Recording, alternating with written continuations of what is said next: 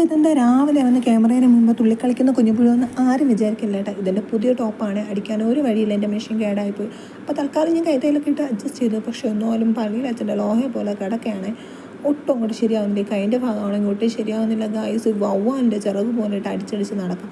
പിന്നെ ഞാനങ്ങ് അഡ്ജസ്റ്റ് ചെയ്ത് ഗൈസ് അതിട്ടുകൊണ്ട് ഞാൻ പോകാമെന്ന്. കുഞ്ഞൊരു യാത്ര ഉണ്ട് കേട്ടോ. സൂല് പോകുന്ന വെച്ചിട്ട് ഇറങ്ങിയതാണ്, എങ്കിലും അവസാനം പോയെത്തിയത് വേറെ വഴിക്കായിരുന്നേ. അപ്പോൾ നമ്മളങ്ങനെ ബൈക്ക് തിരിച്ചേട്ടാ, ബൈക്കിനെ കൊണ്ടുവന്ന് ജംഗ്ഷനിൽ വെച്ചിട്ട് അവിടുന്ന് ബസ്സിൽ പോകാനായിരുന്നു കേട്ടോ പ്ലാൻ. അങ്ങനെ നമ്മൾ ബൈക്കിനെ കൊണ്ട് ജംഗ്ഷനിൽ വെച്ചു. അവിടുന്ന് ആ ബസ്സിൽ കയറി. ആദ്യമായിട്ടാണ് വാവച്ചിൻ്റെ വീട്ടിൻ്റെ ബസ്സിൽ കയറുന്നത്. അതിൻ്റെ ഒരു എക്സൈറ്റ്മെൻറ്റ് അവർക്കുണ്ടായിരുന്നു കേട്ടോ. ദേവട്ടം കുറച്ച് കഴിയുമ്പോൾ നല്ല കരച്ചിലായിരുന്നു. നമ്മൾ അവിടെ നിന്ന് അങ്ങനെ യാത്ര തിരിച്ച് സൂല് പോകാൻ വേണ്ടി പോയ നമ്മളാണേ. ഇപ്പോൾ യാത്ര തിരിച്ച് പോയെത്തിയതാണെങ്കിലോ ഇതാ ഇവിടെ ബസാർ നടക്കുന്നിടത്ത്, സ്കൂൾ ബസാർ നടക്കുന്നിടത്താണേ.